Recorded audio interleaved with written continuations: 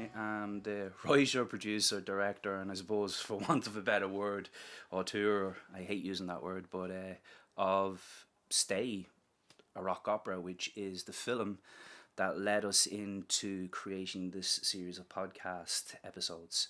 And the purpose of them is to basically support one another. So at the end of the film, as you'll see, we ask you to reach out and talk to somebody as it can help, but we then said, well, who do you talk to? And that's the reason why we've included a lot of the regional, national and local supports that can actually provide that service. Today with me I have the lead protagonist and antagonist in the film, both very respectable and talented men in their own rights. So I have Dónal Ó Maoláin, who plays the lead male and protagonist, I should say, and then I have Shane Kelly, who is the lead male antagonist. I reached out to both of these men about a project that was just meant to be a very, very short film, and originally it was meant to be something that would actually be a music video that turned into a proper film, and we're here today to have a discussion about it. So Don, I'll start with yourself. When I asked you to have a look at the script, what was your first impression, I suppose, overall? Well, it's just nothing I'd ever seen before. This was going to be something, full of makeup and a professional team and stuff. I thought it might just be a case of take a camera to a beach, but when I saw how much work was going on behind it, I said, no, you're going to have to, broaden the expectations here. This is going to be far better than you think. Right. And it really was. I when I saw, the demons and the imagery and stuff like that, I says, wow, this is fantastic. Absolutely excellent. Fantastic. Yeah, it really was. And overall, from the point of the message in the film itself, what did you pick up on it? Well, what I liked most about it was you don't know the protagonist's story. Okay. Which means that anyone who's gone through any struggles in their life can look at this and say, well, I don't know what his story is. For all I know, he's going through exactly what I went through. And that means anybody can look at it and relate to it and say, he's dealing with his demons. He's going to find a way out. I hope that I can too. And that's what I found from it. And that meant a lot to me now, I have to say. Excellent. Yeah, it meant a lot to me. I'm really pleased with that, because I wasn't sure when I first approached you about it. And then the same with yourself, Shane. I first approached you about it, and it was kind of like, a project that you looked at, and being someone who works with this particular kind of, shall we say, world, because it is a world, everyone lives in it, where we struggle from day to day, up and down. What did you think, because you work with people who are struggling. What did you think when I asked you to participate and be both an actor and also help me with the music? Well, the acting, I was terrified because I'm not an actor, and I think that's obvious. No, well, you were brilliant. You were freaking brilliant. I'm not looking for a love fest, but that worried me. But I suppose there was two things that attracted me to the project as a whole. One is obviously the music, and the mental health message, because I suppose I spent most of my adult life working with mental health in that area. Yeah. But the song in particular, I thought was a perfect match. I know the song from the early 90s, and I thought the lyrics would work really, really well. I liked the dark imagery, even though maybe I was typecast a bit. Okay. That's the first time you said that to me now in 2 years, but okay. Well, you tell me. You asked me to be the I actually felt that, no, I didn't think I was typecasting you. I actually thought that I was looking for someone who could convey a sense of, theatrics in it. And I kind of always, see, I don't know if you remember me from school, but I remember you from school. I used to work for Valerie in the canteen, and it's getting worrying now. nah, this is way back in the early 90s, like maybe 93, 92, 93. I think you were leaving school though. I think you were kind of in 5th or 6th year when I first met you, and you were living in Newfield at the time. Wrong person. No, wrong person. It's gonna get really weird. No, this is getting weird. But no, you weren't. No, it wasn't you. It was your friend who was living in Newfield. What's the other guy's name? The other guy. You two look very similar. I can't remember the name of him. You're one of your best friends. In Newfield. Anthony, is it? Anthony McCluskey. Anthony McCluskey. Anthony and you used to hang around together. That's what we still do. Yeah. So he's watching. Hello. Sorry. So Anthony was living in Newfield, and both you were heavily into music, and. Right, yeah. I don't know, I was fascinated by you guys. You guys all kind of hung around, and then there was one of your friends, and I can't remember his name, and it might have been Anthony's friend, but basically, Sorry, my phone's just been off. Sorry. don't worry about that.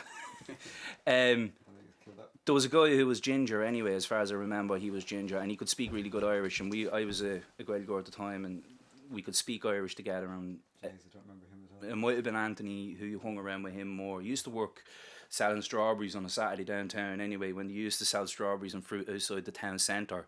Yeah, I'm going back donkeys years. Maybe you don't remember for some other reason now, Shane, or am I going off? I don't remember because I'm not the person you thought I was. So now we've just No. I'm in this project. No, Shane. I should give Ants a call and just say, Ants. It should have been you.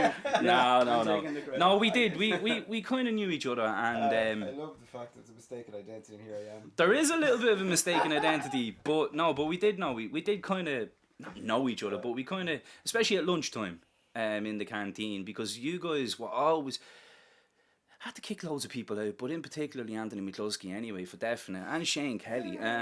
But the thing is that Warm inside, that's why. Oh yeah. yeah, that's true. Why would you go outside?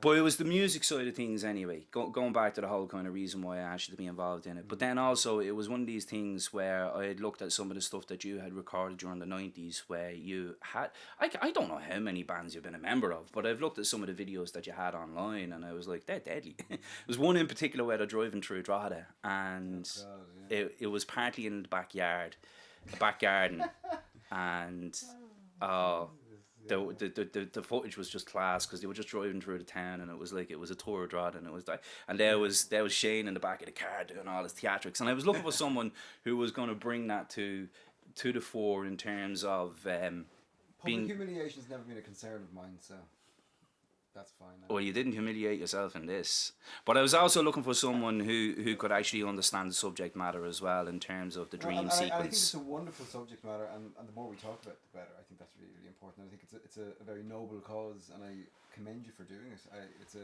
In some sense, it's a thankless cause, and it's a thankless project that you've taken on to do, and I would absolutely commend you and your team for doing it. I mean, it's had to be done, and you guys are doing it, and it's wonderful. So I think it's a without being corny or twee, it's an honour and a privilege to be involved and to be asked to contribute. I'm just happy to do that. Jesus, you're making me embarrassed now. It's okay, you can call My it. turn next. But the thing is that when we then met up out at, was it Paul's house that we had kind of, one day we went for midsummer, he out in Mornington, and you had met with you were there with Susanne, and we were talking, and you were telling me about living in partly in, you correct me if I'm wrong, but you were living partly in Sweden and you were living partly in Ireland at that time. We had a house in Sweden, but I was travelling back and forth, yeah. It was a bit nonsense. Which couldn't have been easy, and that was stupid and expensive, but I'm not great for making good decisions. But anyway, it was fun. We all make mistakes, don't we? Obviously we do. That's why I'm here. I know I do. No, well, there you go. That wasn't a mistake, was it? That wasn't a mistake. Serendipity is, yeah, exactly. But I mean, yeah, I think like what it came down to was that. But the song's an excellent song, and that's But when I seen your new band, Pale Blue Moon, and when I was looking at all of the stuff that you guys have been doing, and you'd released the single at that stage, right? And I mean, obviously you had a really good team behind that, but the visuals, yes, they were great. But I looked at you performing in that, right? To me, that was someone who can act, whether you believe it or not. I don't believe it. Well, believe it, because as I was watching it, I could feel what you were singing, and I could understand where you wanted to take the audience. So that's a really important thing when you put together a story that's going to be visually transmitted and conveyed. Message transference. Have you ever heard of that? I have, Yeah, so message transference. It's one of the most important things that I think people can learn. We've had some audiences who have never understood certain stuff that I've put out. But we were listening to the Samaritans there yesterday, and they were talking about the art of listening. And I think, one of the things they said was people are always thinking about what they're going to say. And, I'm ex-military, so one of the things they teach you before anything is you need to switch off, because we're now going to teach you how to march. And if you're expecting what we're going to say, you're going to make a mistake. So you need to learn to switch off and not listen and think. You have to listen and hear. And that's exactly what the Samaritans said yesterday. And I think message transference is extremely important. So that can be done through what they said, which is simply just listening. That can be done through music itself. It can be done through acting. But also it can be done through writing. But writing then needs, for some people, to be brought visually to life. And having met you several times then since after we met at Paul's then for Midsummer, and we've been up to your house for Midsummer and all the crack, I just knew in my heart of hearts that the personality was the right person. And then also, since getting to know you, I knew you were the right person. So if you have any doubts in your minds, I'm allaying them now. The right person. Well, I think so too. But I mean, no. But then, what challenges did you I know I'll come to you in a second. But what challenges did you face with regards to helping with this rock side of the music? Well, I mean, that was an interesting process because it's recording somebody else's song, which is always a challenge in itself, and something that I would be filled with anxiety doing, because I don't normally do other people's music just because I think they do it better, and so why would you do it again? It's a bit like there's a few rules that you don't break in rock and roll, like you don't cover Stairway to Heaven, you don't do things like that, and so when this song came along and your project was really it was both terrifying and a challenge, and we really wanted to do it, and we felt as a band that it fitted with what we were doing, and because we like the darkness of it and the gothic side of it. And that really resonated with us, and we kind of thought that we could reimagine the song rather than cover it, if you know what I mean, because I mean otherwise it's just going to be another version of the same song, which makes no sense. Absolutely. Because the original is actually a fantastic song. It's a pop song, but it's incredibly well written. The tension of the chords and the notes in the pre-choruses and choruses that were written by Dave Stewart are just insanely good. The vocal and the chords go in two different directions. I'm nerdy about this stuff, so I mean I can hear that, and that was a real challenge for me in the studio. So to do that, and really worrying to do, because you don't want to make a dog's dinner of somebody else's song, especially a song that was such a big hit. It was number one for 8 weeks in the UK at the time. Yeah. This is back in the days when people had to leave their house and buy music in a shop. Yeah. So I mean, number one meant something. People went out and got this record. So yeah. A lot of people, I suppose, my age group, which is not so old, would no, it's not, because you're only 2 years older than me. So exactly. Yeah. I sometimes forget. Anyway, but it's a song that I think has a resonance with a particular generation or age group, and there's a lot of goodwill towards the song, because a lot of people, it was number one for so long, right. And back in those days when the song was number one, it was on the radio and the TV all the time, so it would be pervasive, it would be everywhere, so that was kind of nerve-wracking to take it on, but it was a real nice challenge to take on a pop song and try and make it rocky, but so we may or may not have succeeded, I'm not sure. We'll find out. Yeah, I was just going to say, I wonder, have you kind of said to yourself, right, the next step is, look, we'll see what happens when it's actually put out there, as in the full song by yourselves, as in, the rock version of the song, because I know, we took a part of that and we've inserted it, because we wanted it to be a rock opera, so we do have the operatic side with Jessica. I nearly forgot her name. I was nearly going to say Emma, because Emma's playing the girl, the angel, so, but Dónal, when I asked you to do it and you were out there and you were practicing and you were actually rehearsing and stuff like that, did it kind of then jump into your mind that, look, without giving too much away, well, actually, can I ask that? I was going to ask, can I ask you to tell people, a little bit about yourself? You used to be an accountant, right? That's right, yes. And now you're not. Most definitely not. I couldn't be further from it. No, when I was a young man, teaching was something I wanted to do as a career, but my father was an accountant and saw the value in a career like that. He encouraged me, led me down the path to do it for me leaving cert and to study it in college. I did, and I wouldn't have excelled at it or anything like that. I got through it. I got a job because I thought it was what I was supposed to do. And I never had the courage, shall we say, just to say, I dread this. You're getting up every day to do something you do not like. Why are you spending your life doing this? I know, but you can't just say that. Nobody likes their job. You have to keep going at it. And it just after about 7 or 8 years of it, I said, this is ridiculous. And I sat my last exams, got through them, and I says, I don't care if I didn't pass those. something has to change. You're doing nothing you're passionate about. My friends were in relationships. I wasn't even seeing them. And I had nothing to keep me occupied. And just one day, a friend of mine randomly sent me a text and says, we're having a music night in the local GA club. Would you do the MC? And I was like, me? Yeah, I think you'd be really good at it. I went and did it. And I loved it. And that was the start. Next thing, she asked me to get involved in a GAA score committee, you know, talent show, stuff like that, because I had Gaeilge. And she had me interviewing children for the Gaeltacht. And I said, look, this is something I want to be doing every day of my life. And with that, when I got the tax exams out of the way, the first thing I did was I bought a bear run. Second thing I did was I went to St. Bridget's Drama Group, AGM, met a few new people just to get my face known. And I even started writing a book, which hasn't been successful, but nonetheless I got some precious memories. But you did it. And I did it for myself. And I'm delighted with it. And now and again, if I think of something that happened years ago, I might write a short story or something about it. So that's where everything started. And I auditioned for a play, I got a part, and I just said, look, don't look back, keep going. And then I made the big decision, says, right, get out of offices, get into the classroom. That wasn't terribly easy, but when I enjoyed doing it, it made it a lot easier. You know what I'm saying? And I've been very lucky employment-wise since then, you know. Yeah, so you basically changed careers. You took a big leap and you went from a really kind of, shall we say, steady, stable profession into one where, it is probably steady and stable, but it's not a kind of a given. Like, it's not like there's a huge demand for it. There are a lot of teachers out there, so you changed careers since being a teacher.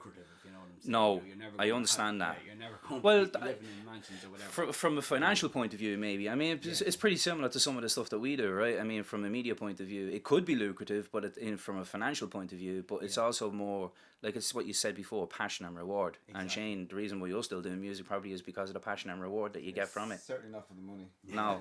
Well, I mean, do we make, let's look at it. Like, I mean, everything's a cost. I mean, making a film, it's a cost. Do you make money from it? Absolutely no guarantee.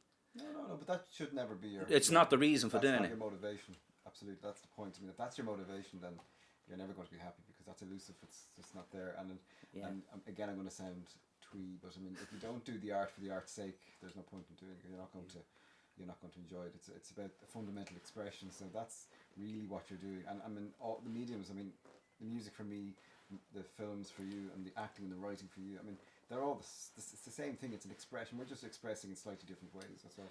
And those came together for this project, which is wonderful. I think, you know, for us, I'm so happy that that's kind of something that we've all realised. I mean, like you said, you were nervous, and you said you were nervous. Like, I mean, can you understand how freaking nervous I was? Like, you know, like, I mean... I'm still nervous.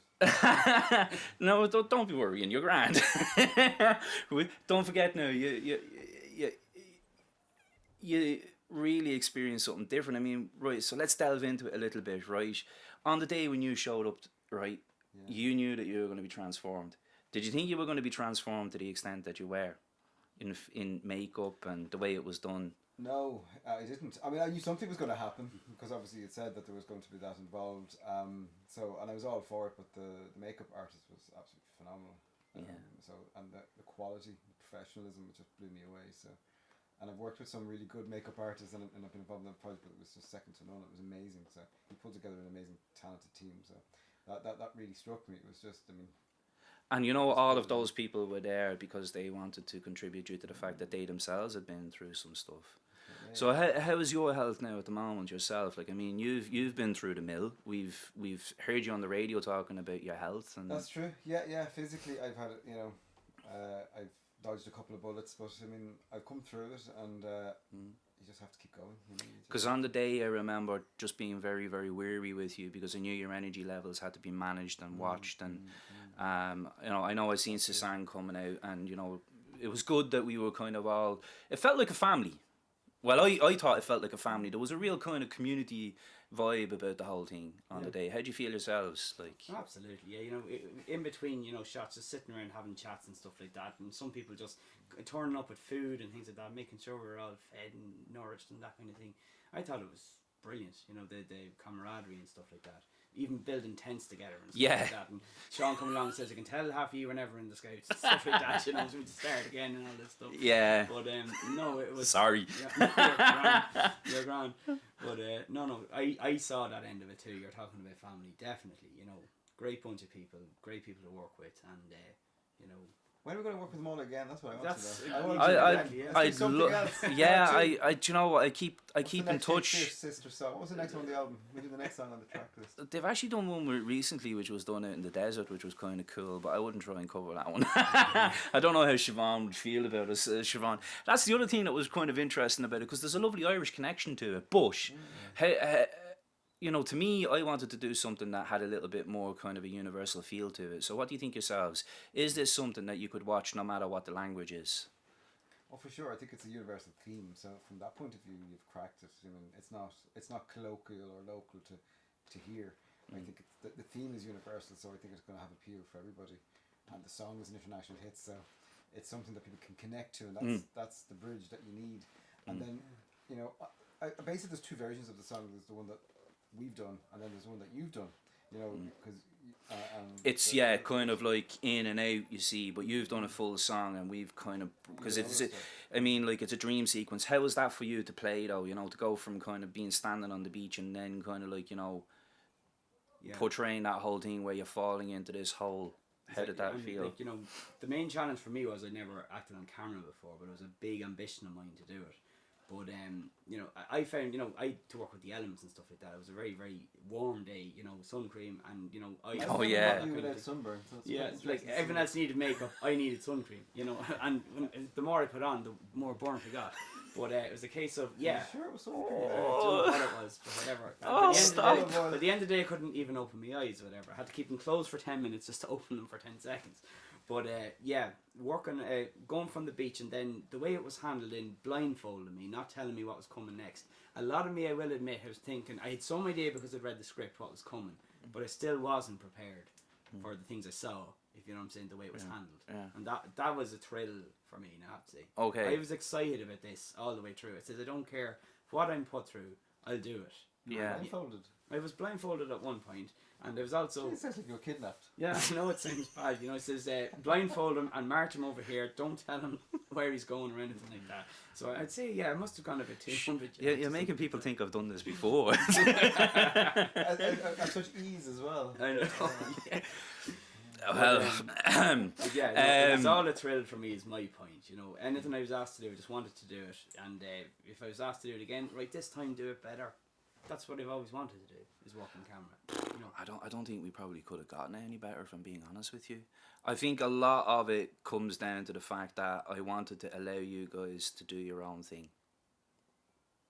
I was kind of just giving you a little bit of direction, a push, but I wanted you guys to feel that you were part of the character. I mean, when you were up on the hill and you were there, like, you know, and then you were like, and you're doing this, and it's like, that's what I'm saying. The theatrics came out, and I just knew in my heart of hearts that the cast was correct. The team behind it was absolutely wonderful, and without that kind of a team on this kind of a shoot, which is, it wasn't that small of a shoot, really, to be honest with you, because we were shooting in 3 locations, albeit pretty much close together.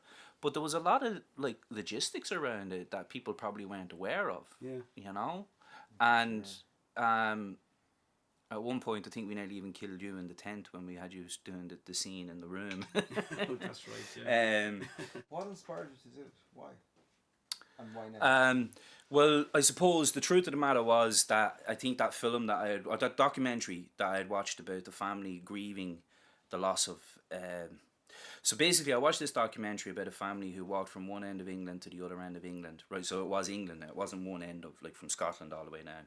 But this was a trek that they used to do as a family when they were one whole family. And the mother and the father had 3 children, 2 boys and a girl. The eldest was unfortunately... he wasn't well, and I don't know if they picked up on the signs of it. His mental health was affected badly as he was growing up by certain things, and he felt certain pressures. In the end, he died by suicide. He was on his way to becoming a doctor, though. That was something that they were very proud of. But they used to do this kind of trek as a family, mum, dad and children, from one end of England to the other during the summer when they were off. So that was their, you know, pilgrimage. And they went on this trek and they met so many people. And the mum was old, the father was old. Mum and dad had sadly gone their separate ways. But I think that's the pressures of life. So a lot of it was very much real. and it wasn't. And the documentary was made by the brother who was still alive, and he is a filmmaker. And it just struck a chord with me because he was brave enough to showcase the realities of his life and his family's life. And they met a lot of people along the way, and some of them were just ordinary walks of life people. Some of them had been frontline workers in hospitals, and some of them were ex-military like myself. And they told stories about, you know, their struggles losing people, and in particular to suicide. And the thing was that I kind of got struck by that, and for some reason that word kept coming into my head, stay. And then because of that, Shakespeare's Sister's Song kept jumping into my head, and I'd been a massive fan of that. I don't know, were you old? How old were you when that? I was 2, about 3. 7. Were you 7? It was Okay, 90 sorry, 92, Jesus, you're not that young. No, I am. That's right. I remember the first time we met. You know, you come over and says, "You're about 30." It says 33. Is that all right? Yeah. You know? Yeah. But no, it was 1992 that came out, I think. It is. Yeah, I was 7 in 1992. Yeah. So you do remember the song? Yeah, Vaguely, you know. yeah. So I mean, the word stay, I mean, having also lost people to suicide, and people in my family who have had cancer, sadly quite a number on both sides. Yeah, I mean, it's one of those things that kind of said to me, you know, we need to kind of ask people to be a little braver and talk about these things a little more. And it's not that talking will give you the answer. It's more just that talking can kind of alert people as to how you are, and it's to get that understanding more so than that they're going to provide a solution. And the other thing is just to kind of make people aware that through the film I wanted to let people know that, look, we're all born with mental health, and it will be good and bad every single day, but there's a difference between like a mental illness and your daily mental health. And I wanted to emphasize that. Not so sure that I did that through the film itself, but I think the podcast series will help to kind of back that up. Well, I think it starts the conversation. But that's the point, yeah. And that's really important. I mean, I agree with you there. And everybody has good days and bad days, and some people have good days and bad weeks and good weeks. And there's not always, as you said, I mean, talking doesn't necessarily arrive at a solution. But what it'll certainly do for you is explore possibilities and opportunities. So there's always opportunities, yeah. There's options. There's always options. Yeah. And everything we do from the moment you get up in the morning is you make decisions, and they're all different options. So yeah. I mean, if you're striving for a solution to fix something that may be elusive, it may not be there. But I mean, there's always options, and so if you explore what the options are, and some of the options might be closer than you think. So it's a bit of a difficulty for me coming from my background. My own struggles with mental health go, you know, like in terms of PTSD, goes way back beyond. It wasn't even when I joined the military. From my childhood. So the truth was that I think when I went into the military, I think I actually was less affected by stuff that I'd seen, or at least I felt I was. I've been told since by my wife that I've been having serious dreams, and she told me about what I've been saying in my sleep, and like those are memories. They're not dreams. They're actually experiences. They're like I'm recalling experiences. I think as men we feel this need to be. Most men, a lot of men feel this need to be a wall, a brick wall, and we're not supposed to express ourselves, and we're not supposed to be emotive or emotional, and we're not supposed to talk about anything that may make us seem or come across as weak. And what I've learned is through talking to the right people is that, you know, once you get signposted to the right place, you're not weak for talking about it. In actual fact, you're stronger, because if you let it go too long, it will come to a point where it will consume you, and at that point then you will be weak, because you've no longer control. It can come to a point where some people are unable to come back from the brink. So that's why I wanted to kind of continue with the podcast and showcase the wonderful services that are out there. And I mean, take like addiction. The film itself doesn't actually say what the reasons the man is struggling, the protagonist is struggling with his mental health, and I deliberately did that. But if you take addiction, addiction doesn't necessarily mean substance addiction, right?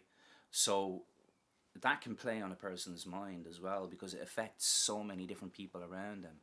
And I think that that's one of the things that's often forgotten. It's not just the person who's struggling, it's the other people around that also struggle, and their impact is kind of then felt by other people. The knock-on effect. It's a domino effect. So what I wanted to do with this was kind of, instead of go down the road of like just talking about my feelings or talking about feelings full stop, I am solution driven, unfortunately, for some, and for myself in a lot of ways. That's how my mind works. I am solution driven. And I think that stems from my childhood, because having felt the way I did feel, I still today feel like that need to kind of solve something that shouldn't be the way it is, if you understand. So I've never avoided problems. I've always faced them head on. But I think a lot of people retreat and don't. So that's why I wanted to do this film. That's kind of it in a nutshell. Yeah.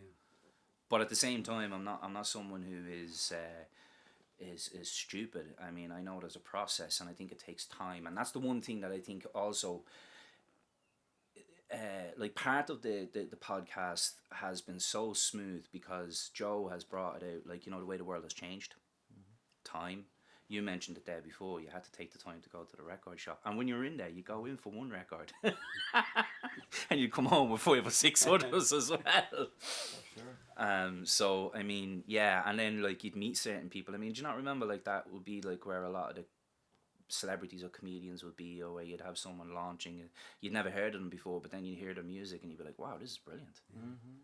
You know? Oh yeah, back in the day, that's where you would release your record. I mean, not that long ago, I suppose in the 90s, I had another band, and that's what we did. We would go into HMV in Dublin and Grafton Street, and you'd play there, and people in the store would, you try to flog a CD. Of course. If even anybody knows what a CD is anymore.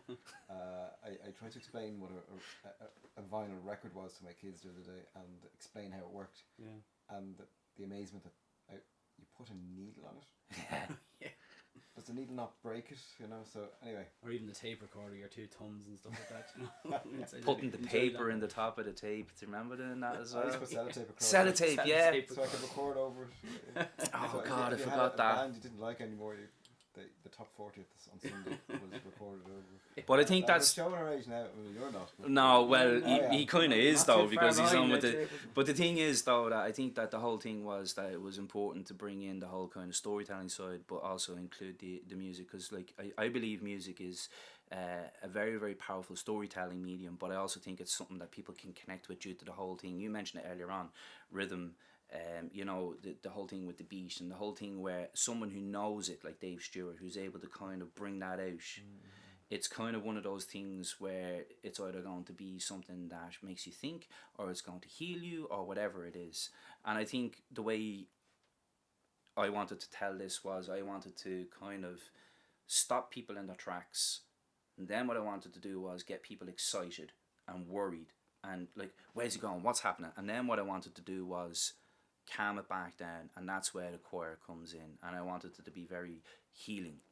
And at the end, when we have the circle going around the character, who we haven't given any names to anybody, but I mean that's deliberate as well, to leave it open, because then you're telling someone's story rather than everybody's story. Well, he's a bit of an everyman though, isn't that? Yes, the point? that's the point. So anybody can, I suppose, project onto the character. Yeah, relate to it or That may whatever. be them, as you said. That, like they said, that's what stood out for me from the outset. And what about yourself, Dónal? I mean, like, you made a major career choice and you changed, right? Yeah. You mentioned the fact that you weren't happy with your previous job or whatever. That's right. But you also said, like, you got involved in all these things. Were you like, I hope I'm not crossing the line, were you unhappy in life at that stage? I had an incident when I was about 24 that rocked a lot of people's worlds who knew me, if you know what I'm saying, the select Right. few who knew about it. And that's long before I ever considered changing careers or looking at the things I'm passionate about. So there was still, I'd say, 3 or 4 more years in the wake of that before I started to say that I'm not happy. I need to do something to have distractions in your life, have passions in your life, come home from work and then have an evening where you have something on and just feel like, you're not sitting thinking all the time. There was an awful lot of sitting and thinking all the time and stuff, and people saw mood changes, and I have my reasons for why things were dark at Yeah. the time. But and I'm not going to say that I've completely recovered. There's sometimes you do think about it. Oh well, I Yeah. don't think I've even recovered from Yeah. stuff from my childhood, and course. I mean that's I think part of us, and that's also something that I kind of felt was important to say. Like it's okay, that's part of you. I think the film says at the end of it, you're not alone. I So had a you're lot not of that alone. too. Yeah, sometimes a bad memory that you haven't thought of in years comes back to you, and you feel ashamed of it now, even though it was 25 years ago or something like that. Sometimes that comes. Do you get that a lot when you're working, where people feel a sense of shame for even calling in? Oh, enormously. I think shame prevents people from looking for help. This unconscious societal pressure to do, like what you said, Sean, about what men are supposed to be. We're supposed to be dependable, solid, brick walls that can absorb everything that's thrown at you. You believe that you need to be, I suppose, a model to your children, your wife, your partner, everyone around you, that you're steady, predictable, and reliable. And as you said, that there would be a fear, I would say, amongst men in the modern era, that any kink in that armour is a sign of potential weakness. And then with weakness, the other word that comes up is failure. In a sense that maybe you're failing, or I'm failing because I'm not living up to this, or what's wrong with me, why can't I take it on when everybody else is. And the reality is everybody else isn't doing it. We're all treading the water and just keeping it there, and some more successfully than others. And in any situation, if you need assistance, I would say take it. I mean, for whatever you need. I mean, you won't build a building using the wrong tools. You'll go and get the right ones to do the job. So if you want to be solution focused, that's go and get the right tools. That means go and get the help that you need, whatever that is. If it's the right drill, the right hammer, or if it's the right professional. I think sometimes that's a journey for people, though. I don't think they necessarily always get the right. Like, it's not a first time hit, if you like. It's kind of like, sometimes, I know for myself personally, it took a few iterations before I got to the right help. And there's no magic solution. No, there isn't. And I mean, like, they've spoken many times, people on this podcast who have been through personal experiences where they've said that, we go to the GP when we feel ill physically, but we don't go to the GP when we feel ill, or when we feel unwell, if you like, or down or whatever. And I think there's a fear there that people have in the back of their minds, like, oh God, he's going to say I'm depressed and he's going to put me on this and they're going to put me on that. And I also think that people end up getting ashamed of having to be in the boat where they need medical assistance, both from a point of view of therapy but also medication. And I think we have a big problem in Ireland, and this is me personally just speaking now, this isn't a statistic or whatever, with regards to the post effects of substance usage, whether that's actually prescribed medication or whether that's alcohol or whether that's drug abuse or whatever it is. And I think an awful lot of people can go down the rabbit hole where when they actually start on a substance, they become dependent on that substance and they feel ashamed of actually having to be dependent on that substance, and they don't want to actually face up to that and talk to anyone for fear of judgment. And I think that's one of the reasons why most people who are in that boat, I hate using that word, but there you go, they end up kind of I would suggest being swallowed. Needs to always have professional guidance and assistance in those cases. You don't make decisions about if it's medication you're talking about. You always have your GP on board with that. People shouldn't stop taking medication or deviate from whatever the treatment plan is without proper professional guidance, because there can be unintended consequences to doing things like that, and your opinions about it should be conveyed to whoever you're working with. So if you're working with your GP, if you've got concerns about those things, talk to them about it, and they'll explain them and help you through it. But definitely, I should actually just point out, though, that what you're saying here is coming from, what you're actually saying right now is coming from a qualified point of view, because you are actually qualified in that field. So I'm not medically qualified, so I would say I'm not qualified to, right. But what I'm saying is I'm not qualified, and I certainly wouldn't hold out to be. But no, most people aren't, and so what I'm saying is talk to someone who is qualified. Start with your doctor, and they'll guide you where you need to go and convey to them what issues you have, or if you've got concerns. But it's a very murky situation. But you must speak to someone who's qualified. I'd wholeheartedly agree with that. You know, like one of the things that for nerve pain the doctor put me on was a medication that increases your serotonin so that you can sleep better and stuff like that. But I found that that's actually had adverse effects on me. So I've actually gone back to them and I've said, look, I need to stop taking this. I can't continue taking this. This is almost as bad as taking an opioid, you know, and like I can't think straight. I'm not actually able to. At one point it was affecting my eyesight, and like it's now gradually gotten better because we're on a decrement plan. I'm actually coming off it, and I'm close to actually being stopped with it completely. And I didn't get any benefit from it with regards to the nerve pain. So I kind of asked them, well, why did we go on to it in the first place? Oh, well, to see would it work. And to me, as a person who's like, well, there should be an answer for this. I mean, like it's, but then listening to them talking more, and I understand, like, no, there isn't a one size fits all for when your nerves get any sort of damage whatsoever. But they can put you. Sometimes I feel they can put you on the right path, but then they can also put you on a bad path, and that can also affect people. And I know people who are in a similar situation to me with serious spinal injuries, and they're addicted to painkillers that have now turned them over to more powerful drugs, and they've actually become addicted to drugs due to it, because they need that. They can't live with just taking prescribed medication to manage the pain. And that's what it is, it's pain management. And for some people that stress actually can drive them into a wall, and it's not an easy place to be. And sometimes this is why I also wanted to do the film. Sometimes you don't believe in your physician. I do actually believe in my physician, and I've been lucky now that I'm actually going to be sent for better therapy, better counselling to help me to do more cognitive management, and that's actually wonderful, because I don't want to be taking medication that affects me in a wrong way. Sure, and that's what's right for you, and everybody's different. So Yeah. I mean, absolutely, always talk to your medical professional. Yeah. You know, everyone has to work through those things with their doctor, and the doctor is the right person to talk to. And well, you see, the other side of that is that I think also sometimes when you go to a counsellor, maybe I'm wrong, but I've been to one or two counsellors where it's actually been too close to the bone for them, so I've had to change. And one of the counsellors actually advised me to find another counsellor because they didn't feel that they could actually be my counsellor. That's a very ethically correct thing to do for a counsellor. You know?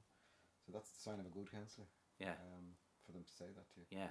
That's good. You know, that's what you would ethically expect a counsellor to do, not to continue if there's an issue. So. Yeah. Whereas some may not do that. You know, and that's but it's something that we've spoken about with other people, and it is a case. So I think that's one of the reasons why the whole point of you're not alone is also important as well, because you have to remember that counsellors are also people, and they have lives, and you also have to remember that they don't have all the answers. Would that be fair enough to say? I don't think anyone has all the answers. Yeah.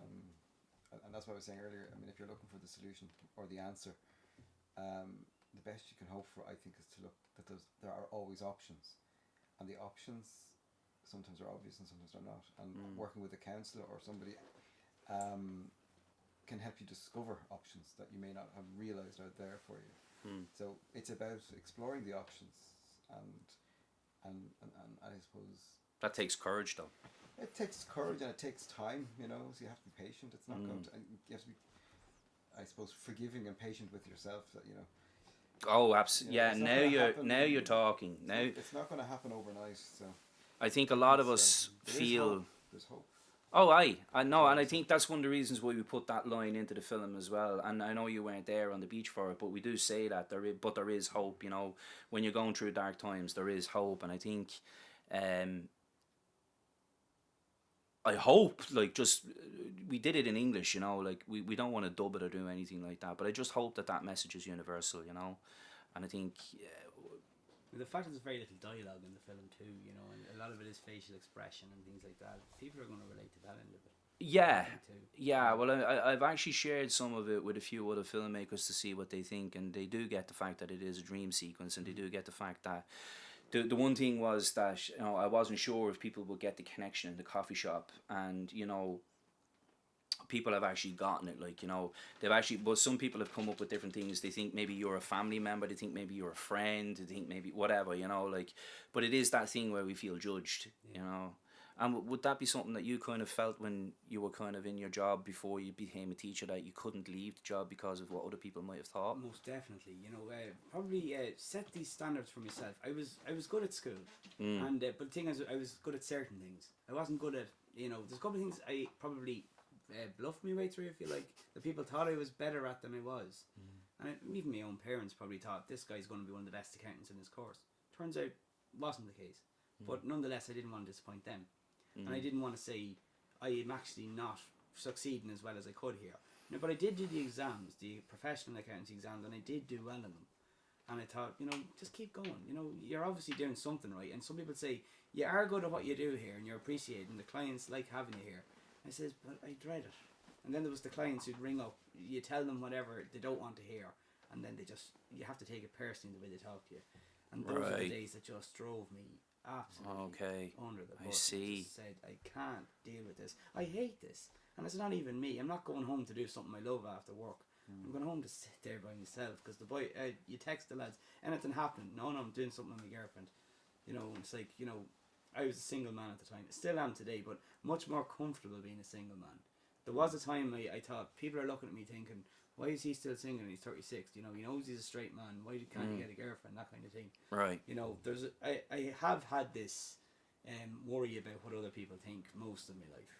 Right. Thankfully, these days, much less so, and it's because of being engaged in these kind of projects. Yeah, social interaction is extremely important. Exactly, What's your own opinion then, Shane? Someone similar to my age, do you think teenagers today have, in some respects, learned other ways to socialise, but at the same time they've lost some of those? Because you've younger children. You Maisie would be 15? 14. 14. Sorry. Okay. Yeah. Like, how do you think that world that they live in compares to when we were growing up? I don't think it does compare. I don't think we can compare it. I think the pressures for kids today are just enormous. I mean, they're worse than they were for us. I really do believe that. Well, I'm a school teacher, and I see it with young primary school children. The way things are today. It's the pressure. It's coming from computers, everywhere. not going outside on bikes anymore. It's staying in. Playing games, social media, even being exposed to that, and That worries me, and I've seen some young children being affected by it. Well, I've seen that happen to some people as well. I've seen it happen to people like our age as well. Like, how social media, some people have just gone off it, which is great for them, but not everyone can do that. Yeah. I'll admit, like, I take breaks from it occasionally, but I do miss it when I'm not on it, because I like to see what people are doing, and I like maybe them to see what I'm doing as well. You're not in the loop.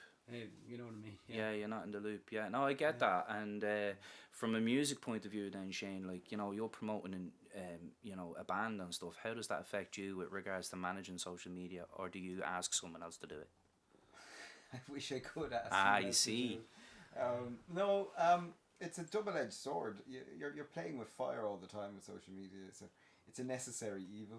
All those cliches. I mean, like, for promoting a band or a film or any of the arts, you need social media. Of course you do. Because that's where the audience is. So I have to have the music there, but then I have to be on it, and take everything else that comes with it. And well, I was just going to tap into that now, right? Because like now I'm going to be releasing this film, and you guys are all part and parcel of the experience. But ultimately, I think, okay, people may look at your performances and send feedback, but ultimately I'm the one who wrote it, I'm the one who produced and directed it. Okay, Fiona shot it, but I mean, you still feel it, I think, as an artist, when you put your work out there into the universe and people don't like it. It's not that you can please everybody, but at the same time, you get nervous about it, right? It's terrifying. It's a professional thing, but at the same time, you still take it to some extent personal.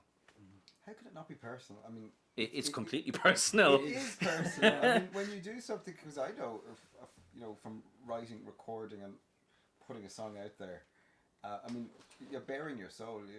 You make yourself quite vulnerable, and if you don't, it's not real. But you have to. So it's completely personal, and of course you want the world to say it's fantastic. And you know, there's only so many times my mother can go onto Facebook and tell me that I'm fantastic. So Give it a like, so.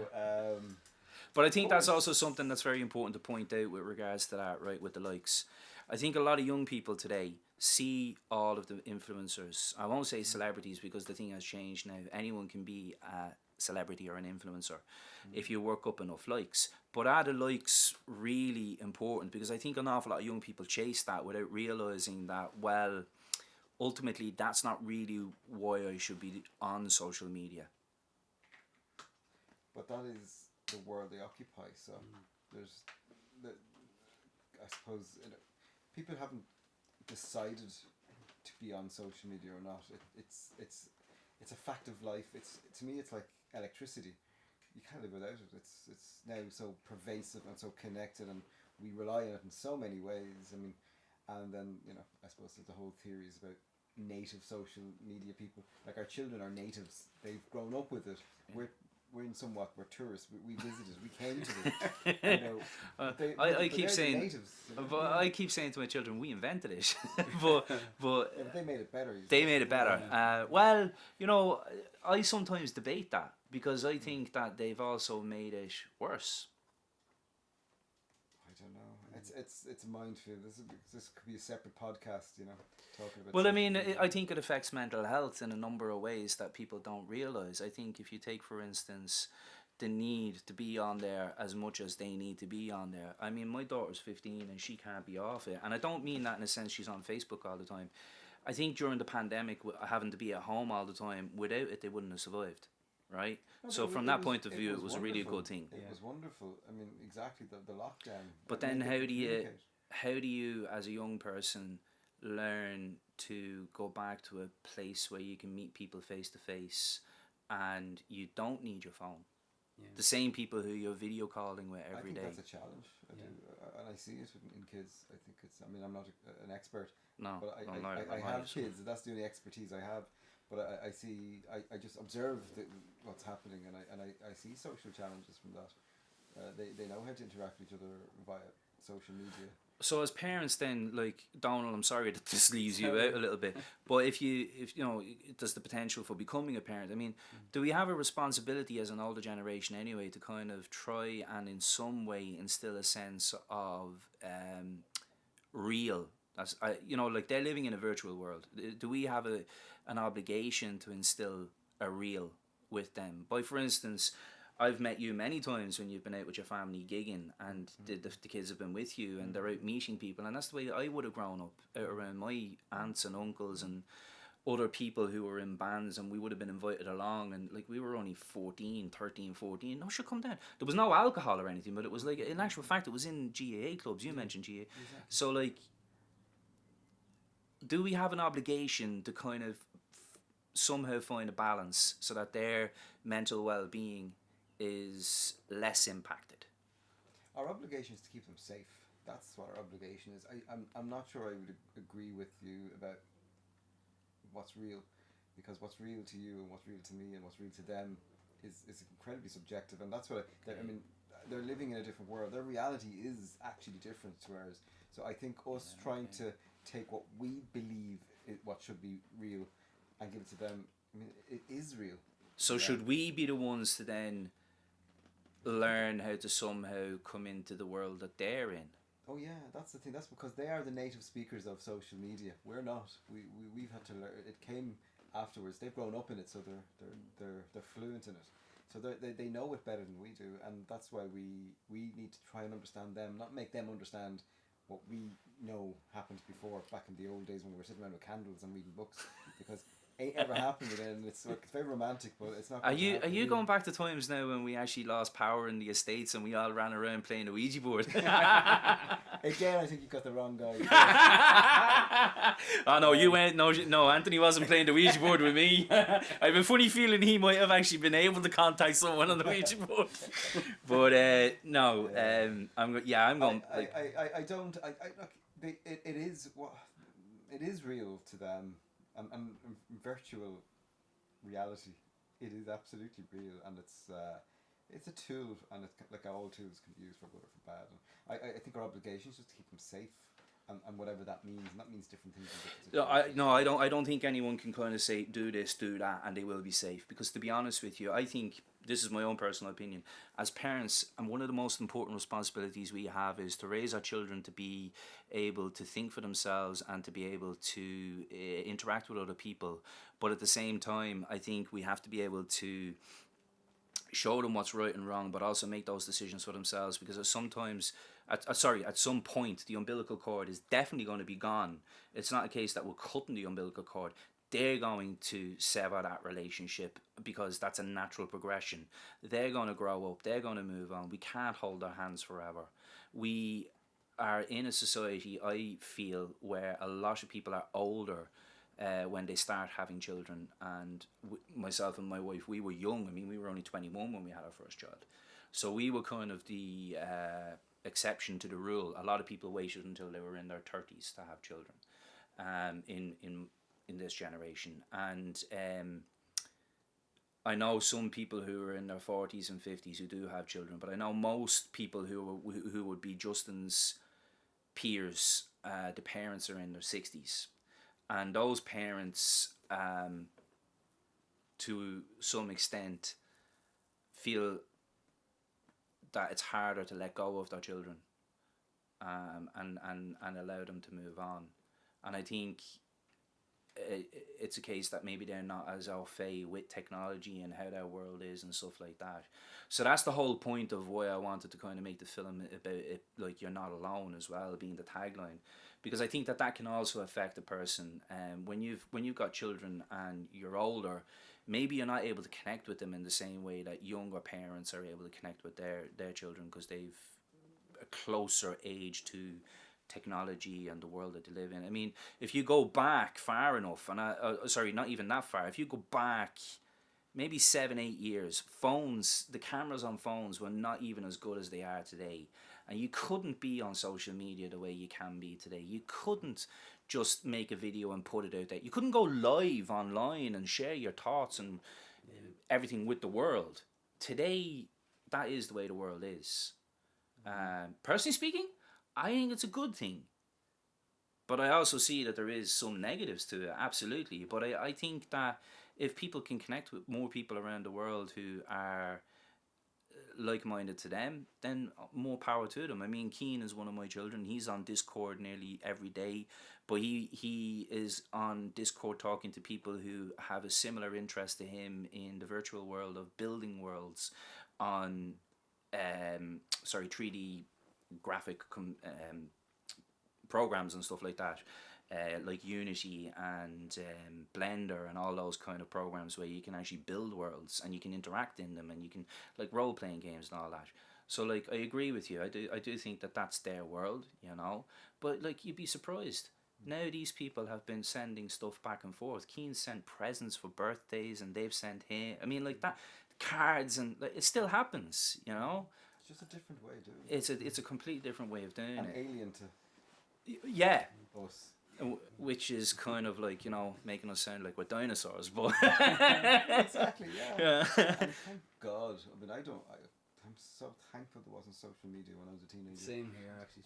I couldn't imagine now looking back at photographs of me when I was 15. That would be so unfair. Oh God, no. Really? No, my God. I mean, I think now for kids, everything, their whole life is recorded forever, and it never goes away. And I think that's a big pressure for them. There's a whole generation that, you know, in 25 years' time, we're going to be looking back at everything that they've done, and good, bad, or indifferent. It's all there. Yeah. Can't just forget a lot of it. Yeah. But I think, like you said, a lot of them will be able to manage that and handle that. And I think also, like, you know, when it comes down to friendships and stuff like that, some of them will be able to provide a lending ear without actually feeling too impacted by it. That's kind of where I'm going with this. I want to humanize the whole factor of mental health. So if we come back to the film and I ask you both, and you can answer together or individually, however you want, does the film actually humanize and I don't mean illness, I mean mental health. Does it humanize people and how their mental well-being can be across the board? No, I think it does. I think it achieves that because of Dónal. Because I mean, Dónal's character is a real person, and you can see it through Dónal's eyes, through the character's eyes. In a lot of the way I got the sort of optimum effect, if you like.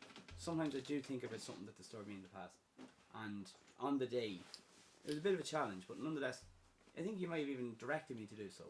Maybe just think of a time when something might not have gone the way you wanted it to, and use that.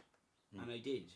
You know, certainly on the beach scenes and stuff like that, when you had that worried, faraway look on my face and stuff like that, I would have thought about something that happened and used it. And I just think, if I do that, I even do that in my teaching. You know, I think of a story and tell it to the children and stuff like that, and they can see the human side, and they love that. And I just think if there's something in your life you can apply to a situation, and it works. Because I feel the reason why I really wanted to do the film was to bring people back to a sense of community, and where we are people and we are the most powerful sentient species on the planet, and the reason for that is because of our ability to talk, our ability to actually communicate the way we do communicate.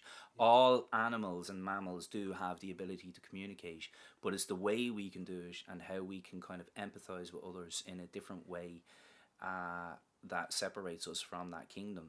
When the crowd gather on the beach in the film, I think it's definitely going to show the community. The community. Of it. Yes. Yeah.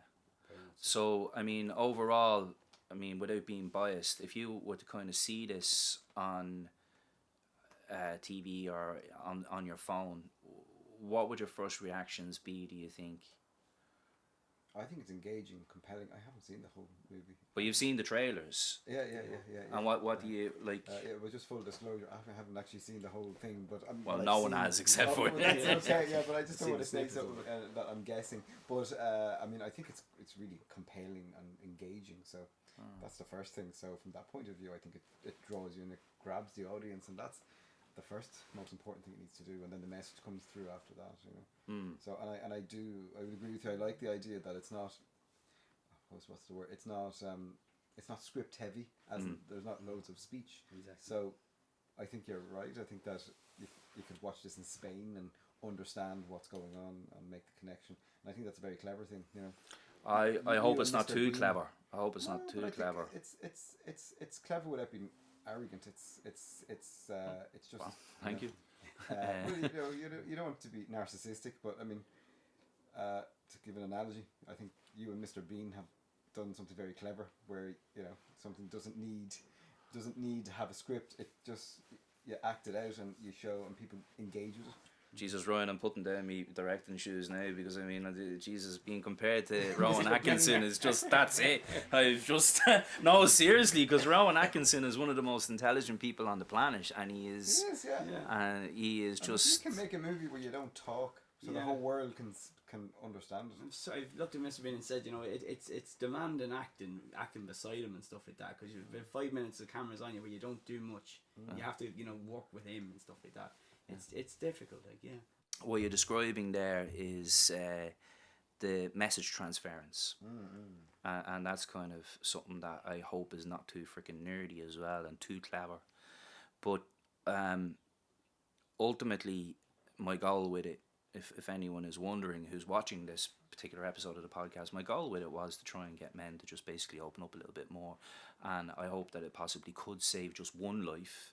Because it may not necessarily be the fact that the person who's watching it is that the struggler, the person the person who's gone through it. It could be someone who is indirectly affected, and then recognizes something that's going on with someone else and goes, oh, maybe we should just have a cup of tea and sit down and just chat. And you don't have to. I think often people feel that you have to ask the question, and I don't think you do. I think what you need to do is you need to get conversation going about life. And I think you need to read body language quite a lot, if you can. And I think that will actually reveal to you how a person is feeling, if they're fidgeting, if they're whatever. I mean, one of the things that I've done to kind of learn to kind of handle is I always carry a little piece of putty or a little piece of blue tack with me. And it's something that I use to kind of handle my stress, so to kind of it is a habit now, but it's kind of something that I've used as a mechanism. I use it, but if I don't have it, it's not a case that I go bananas. I often just throw it away because I get fed up with it. But everyone always wonders why I'm always carrying a little piece of putty or blue tack with me. That's why. That's my little tool, as you've described. To Well, Ireland used to have worry stones. That's right. worry stones, Yeah, right? You'd rub them, I had one around the time of my junior cert, I remember. Right. Yeah. Okay. and you can buy them in the good tourist shops for about That's right, 20 yeah. quid. It's Yeah. just a stone. It's a soft stone. Yeah. There's no sharp edges, and people would rub it. Yeah, it's just kind of pleasant to the. Just go out to the beach and grab one for the love of Yeah, God. get a bag of them and sell them. Yeah, 40 quid as well. Are you sure you are not an entrepreneur? For the love of Christ. Selling Um, stones. That's it. Oh yeah. and tell me this. Mr. How's things going with Pale Blue Moon now at the moment, right? In terms of your, Well, we're in lockdown, so that's fun. that's what I was just gonna So- kind of point out. How has it been like being a creative person so restricted? It's been very uncreative. So today's one of the first days I got up and actually, well, I was going to say got dressed, but I do get dressed every day because I work. But I mean, to actually get up and do something relevant to this is unusual, because we like everybody here, we all had plans and everything just. It's just, I suppose, it was the speed at which everything just stopped was just shocking. Now the plans are all there, and as soon as things are lifted, and I'm pretty optimistic and encouraged that we're getting there. The big dark long COVID tunnel, I can see the glimmer light at the bottom of it. We're getting there. So get your vaccine, Yeah, I agree. whichever one you want. Well, the thing about it is that everything has a risk. So no matter what you do in life, it doesn't really, it's about society as well, being able to kind of move forward. So I would agree. I do think that we are starting to kind of see light at the end of the tunnel, and I do believe that this is going to be something that will actually be popular when we do release it, and irrespective of whether cinemas are open or not, we are doing a cinema night. So we're working away in the background. We've struggled, as in like SkyHigh Productions has struggled with regards to. How do you do cinema night if there's no cinema? We rent one. So we're going to be renting a cinema, and we're going to have selected guests come in, and it's going to be socially distanced, and you're all going to have to sit in your own little bubble. So when you come in with your family, you'll have to sit with your family. When you come in, you'll have to sit with somebody who you have been around, and we will run the film, and what we will do is we will have press come in separately, and then we will have the actual people who are there. So then you'll all be coming down a little bit of a red carpet, and the press will talk to you socially distanced as well, with our 5-meter boom poles talking to you, and you'll have to pull the masks down as you're talking to them and all that kind of stuff. I know what Michael Jackson was thinking. He was way ahead, wasn't he? Yeah, well, you never know. But I do look forward to that. Yeah, that sounds good. And I do think that from a point of view of when we do release it, and then we start looking at, you were asking about footage, when we start looking at, the whole thing that's gone down the road, and we create an actual music video from it, that we can kind of start looking at, well, we'd need the band involved to some extent as well, so we need to kind of film the band, and that's been something that I've been kind of meant to say to you. We can't do that until we can't do any of that until we're able to do that. Yeah. It'll come. Say, end of the year possibly. The way things are going, potentially. But something that's very important about that, mental health has no time, and it doesn't matter when all of that actually comes out with regards to the whole project. But from a creative point of view, yeah, it's definitely been something that's been a struggle. It's been my outlet. But anyway, an hour and 15 we've been talking. How long are we supposed to talk for? An hour.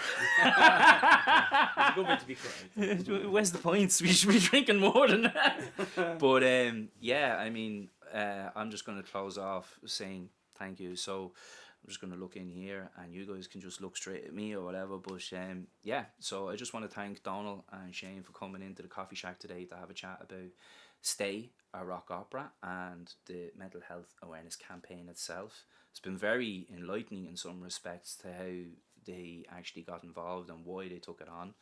And you're all going to have different opinions, but I hope everyone enjoys it, and I hope you're grateful for the two men getting involved and everyone else as well. So thank you, boys.